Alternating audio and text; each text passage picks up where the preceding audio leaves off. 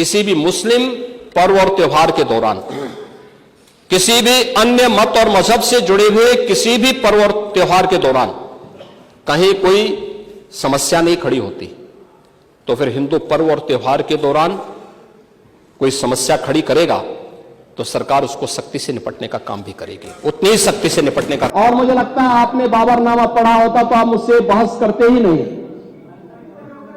जिसमें स्वयं मीर बाकी के द्वारा हरिहर मंदिर तोड़ने का जिक्र किया गया है। क्या बात करते हैं आप?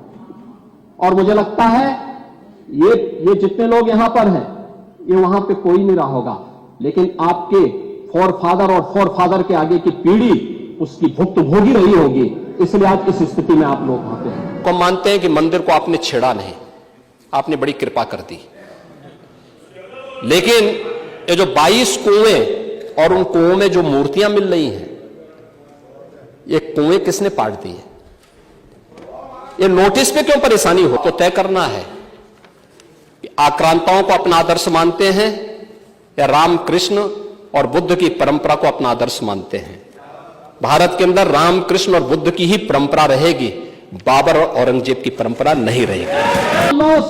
पावर कारपोरेशन का ये 30 से कम है, और संभल कस्बे में वहां पर 2 मोहल्ले हैं, एक दीपा सराय और एक मियां सराय है ना।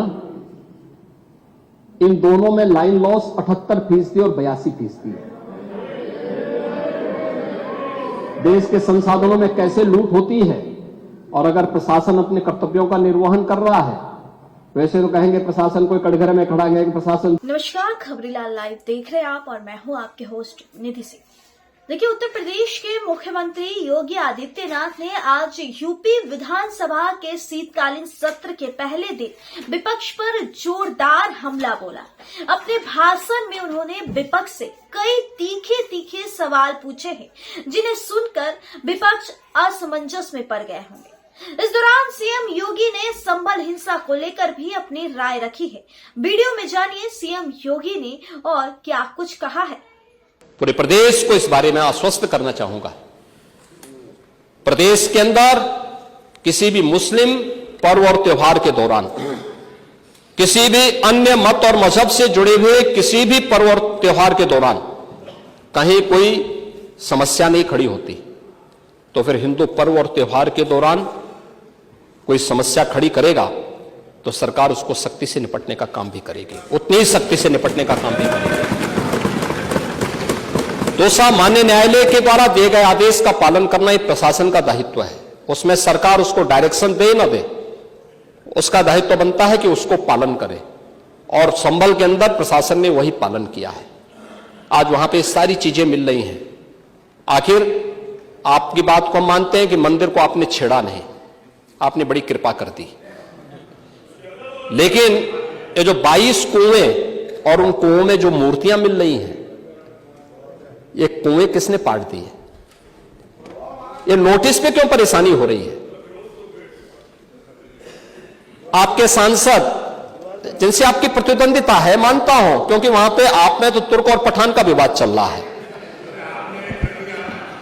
मैंने नहीं कर दिया, ये विवाद चल रहा है। आप उनके सामने, माननीय सदस्य के सामने, आप उनके साथ अपनी जड़ें ढूंढ रहे होंगे, लेकिन ये सच्चाई है, ये सच्चाई है, क्योंकि ये तो है ही। सकीफुल रहमान बर्क कभी भी अपने को ये नहीं बोलते थे कि मैं भारत का नागरिक हूं, वो तो कहते थे मैं बाबर का संतान हूं, वो बोलते थे। आप भी मानते हो किस बात को? अब आपको तय करना है कि आक्रांताओं को अपना आदर्श मानते हैं या रामकृष्ण और बुद्ध की परंपरा को अपना आदर्श मानते हैं। भारत के अंदर रामकृष्ण और बुद्ध की ही परंपरा रहेगी, बाबर और औरंगजेब की परंपरा नहीं रहेगी। आखिर ये कहां लिखा है संविधान में कि किसी मुस्लिम बाहुल्य क्षेत्र में हिंदू शोभा यात्रा नहीं निकल सकती? और जब आप रोकते हैं तभी हिंदू पक्ष से भी रिएक्शन आता है कि साहब हम भी नहीं जाने देंगे। भाई मुझे आश्चर्य होता है इन बातों को लेकर के। कि मस्जिद के सामने से नहीं निकलने देंगे। क्यों नहीं निकलने देंगे? ये सड़क क्या किसी की है क्या? ये सार्वजनिक मार्ग है, कैसे आप रोक सकते हैं? परंपरागत बहराइच में भी एक परंपरागत जुलूस था, परंपरागत जुलूस था, वही मैं कह रहा हूं, परंपरागत जुलूस था। और उसी परंपरागत जुलूस को आगे बढ़ाने के लिए सारे कार्यक्रम संपन्न हुए थे, आगे भी संपन्न होंगे। लेकिन ये चीजें तय करना, ये कहना कि उत्तेजक नारे लगाए जा रहे थे, जय श्री राम का नारा उत्तेजक नहीं है, ये हमारी श्रद्धा का नारा है, हमारी आस्था का प्रतीक है। कल मैं आपसे कहूंगा कि अल्लाह अकबर का जो स्लोगन है, ये हमें अच्छा नहीं लगता, नहीं, आपको हम रोकें तो क्या आपको अच्छा लगेगा? नहीं, आपको नहीं, मुझे मतलब होने की आवश्यकता ही नहीं, मुझे आवश्यकता ही नहीं इसकी, नहीं, मुझे इसकी आवश्यकता ही नहीं है, मुझे इसकी आवश्यकता ही नहीं, क्योंकि मेरी तो विरासत इतनी लंबी चौड़ी है, इतनी प्राचीन है कि मैं उस परंपरा को ही लेकर के चले जाऊं। मैं जय श्री राम का नारा, हर हर महादेव का नारा और राधे राधे, राधे राधे के संबोधन से ही अपना पूरा जीवन काट सकता हूं। मुझे किसी और स्लोगन की आवश्यकता ही नहीं है। मुझे कोई अन्य नारे की आवश्यकता ही नहीं है, कोई अन्य संबोधन की आवश्यकता नहीं। लेकिन मैं आपसे कहना चाहता हूं, कल कोई आपसे कहेगा, कोई हिंदू भी ये कहेगा कि साहब हमें भी परेशानी है, आप लोग मत बोलिए, क्या आपको अच्छा लगेगा? और कोई भजन गाया जा रहा है, आप उस भजन को अश्लील कैसे कह सकते हैं? कैसे कह सकते हैं? कांवड़ यात्रा में क्या अश्लील गाने बजते हैं? अरे भगवान शिव के गाने बजते हैं, भगवान शिव के भजन गाए जाते हैं। दुर्गा पूजा के दौरान तो शोभा यात्रा निकलती है, जगत जननी मां भगवती दुर्गा के आरतियां बजती हैं, उनकी चालीसा बजती है, हनुमान चालीसा बजता है। ये हमारे यहां शक्ति के प्रतीक भी है और भक्ति के प्रतीक भी है। नहीं तो वही तो ऐतराज है, समस्या तो उसी बात को लेकर के है, सारा विवाद तो उसी बात को लेकर के है, सारा विवाद तो उसी बात को लेकर के है। और मुझे लगता है आपने बाबरनामा पढ़ा होता तो आप मुझसे बहस करते ही नहीं, जिसमें स्वयं मीर बाकी के द्वारा हरिहर मंदिर तोड़ने का जिक्र किया गया है। क्या बात करते हैं आप? और मुझे लगता है ये जितने लोग यहां पर हैं, ये वहां पे कोई नहीं रहा होगा, लेकिन आपके फोरफादर और फोरफादर के आगे की पीढ़ी उसकी भुक्त भोगी रही होगी, इसलिए आज इस स्थिति में आप लोग वहां पे हैं। कुंदरकी में लोगों का एहसास हुआ है, एक दिन एहसास आपको भी होगा और जरूर होगा। और इसीलिए मैं आपसे कहना चाहूंगा कि ये सनातन की जीत है, जो कुंदरकी की जीत है, ये भारत की वास्तविक जीत है, ये भारत के संविधान की जीत है। आप तो सबको कटघरे में खड़ा करते हैं। मुझे आश्चर्य होता है, मुझे आश्चर्य होता है कि आखिर आप मानते किसको हैं? आप मानते किसको हैं? मुझे एक बात बताओ कि भारत के संविधान के अनुरूप माननीय उच्चतम न्यायालय, एक तरफ आपने सर्वे के बारे में माननीय उच्चतम न्यायालय की बात का स्वागत किया और माननीय उच्चतम न्यायालय ही एक बात को कहता है, बार बार भारत के माननीय उच्चतम न्यायालय ने समान नागरिक कानून की बात देश के अंदर लागू करने की कही है। और भारत अकेला देश है, भारत अकेला देश है जिसमें बहुसंख्यक समाज अपने लिए विशेष अधिकार की मांग नहीं करता है, बल्कि एक समान नागरिक कानून की मांग कर रहा है। और अगर एक माननीय न्यायाधीश ने, इलाहाबाद उच्च न्यायालय के एक माननीय न्यायाधीश ने उस समान नागरिक कानून की वकालत की, तो आप उनके खिलाफ महाभियोग का नोटिस राज्यसभा में दे दिए। या आपके दोहरे चरित्र को नहीं दिखा दो तो क्या है ये?